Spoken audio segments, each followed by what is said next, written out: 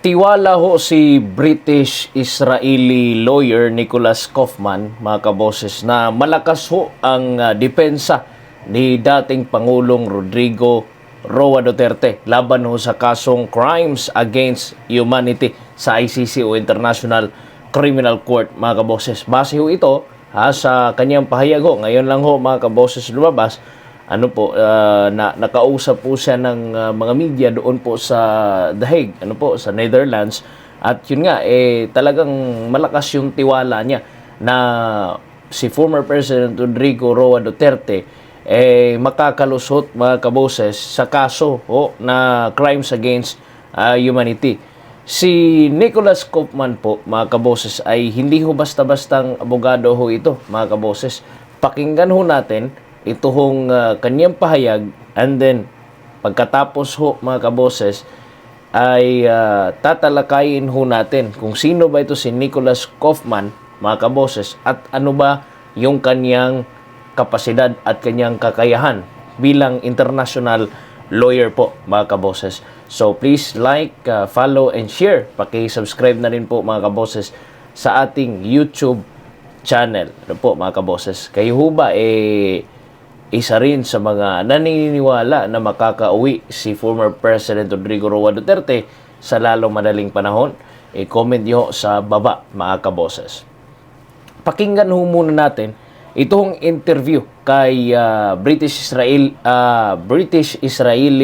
lawyer Nicholas Kaufman, mga kaboses. Narito po ang kanyang full interview. How many are you looking, sir, if you may tell us? Present moment in time, I've just been appointed. It's my job, and I'm privileged to carry this job out to compose a team for him. All right. That will obviously be done in complete consultation with him and all those who are around him. All right. Who else will compose the defense team?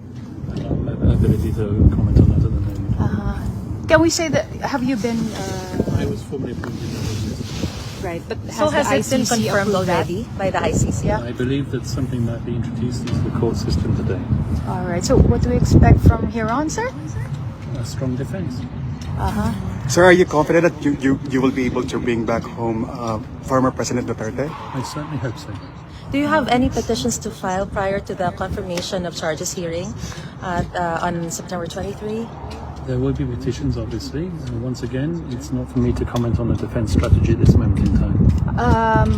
According to the rules, there is a process called disclosure of evidence. Has that started yet? That should start once council's appointed, and as I said, it's early days yet. All right, sir.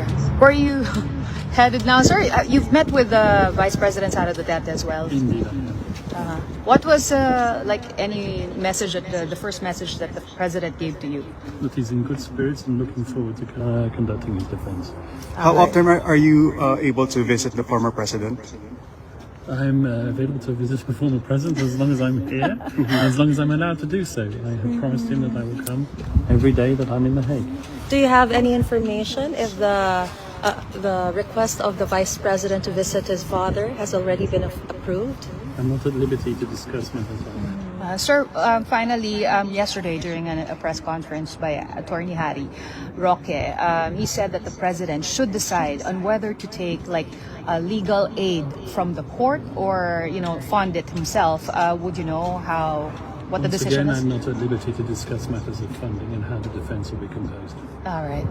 Sir. Thank you so So much. for now, we can say that you are the only confirmed Counsel. legal counsel for the ICC case. Once again, that's subject to any publications that might be on the ICC website and the decision of the registry. Hopefully that will be completed by Is there any reason why the president hasn't signed yet the nomination for Attorney Harry Roque and Attorney Medialdea?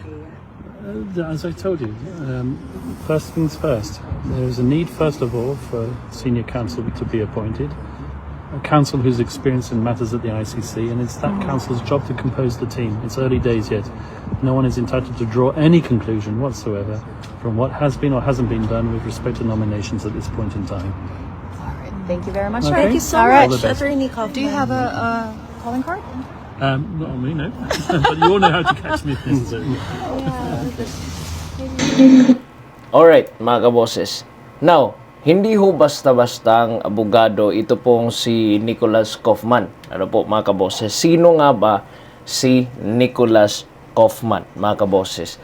British-Israeli barrister, mga kaboses, na may grabe ho yung kanyang experience po, mga kaboses, pagdating ho sa international law. Meron na rin ho siya mga background, mga kaboses, no, na kung saan hinarap doon sa ICC, ngunit talagang nadepensahan nila yung kanilang posisyon, mga kaboses. Kagaya na lamang ho ni Jean-Pierre Bemba, former Congolese Vice President po, at si Aisha Gaddafi.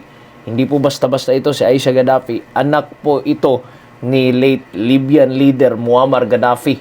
At ito rin pong recent high-profile case po ni Maxim Mokom Gawaka, militia leader po galing ho sa Central African Republic. Ano po, mga kaboses?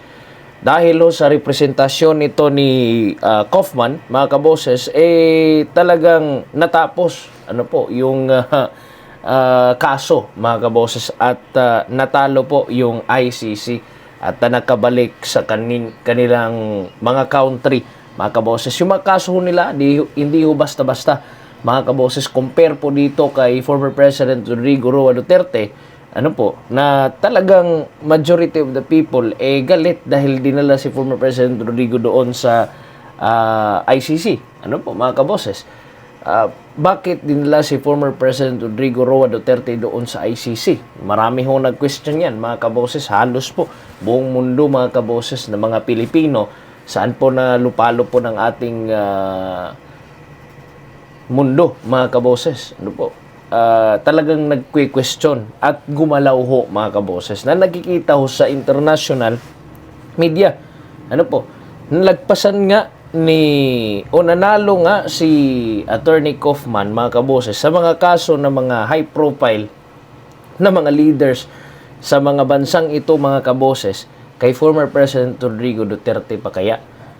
Na very minimal lang yung kanyang case, mga kaboses, na ipinataw sa kanya.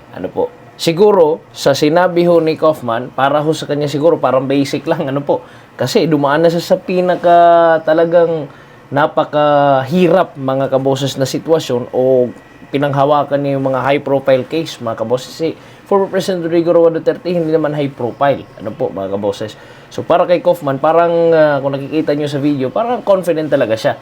Natyak mananalo si former President Rodrigo Roa Duterte sa laban na ito, mga kaboses, at makakabalik siya na safe dito sa bansang Pilipinas, mga kaboses. So, hopefully, titingnan natin sa pagdating po ng araw, sa talagang araw po ng trial, mga kaboses, at mag-pray, yung mga supporters and yung mga gustong bumalik si former President Rodrigo Roa Duterte dito sa bansang Pilipinas, mga kaboses. At tiyak, magaling talaga itong abogado na kinuha nila, mga kaboses, sa isang international lawyer, mga kaboses. At kayo, sa tingin nyo ba, talagang kakayanin, mga kaboses, o hindi, mga kaboses?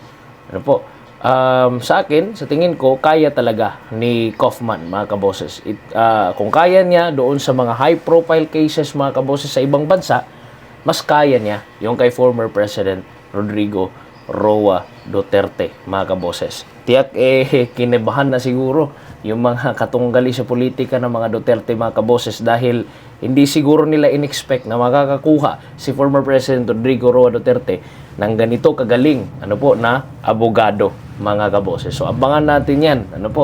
Subscribe po kayo, comment, like, and share, mga kaboses, sa atin pong YouTube channel. Maraming salamat po sa inyong pakikinig. God bless po sa inyong lahat. Sa susunod po natin updates, abangan ho ninyo dito sa ating YouTube channel. God bless po sa inyong lahat, mga kaboses, at ingat po kayo palagi. Bye-bye.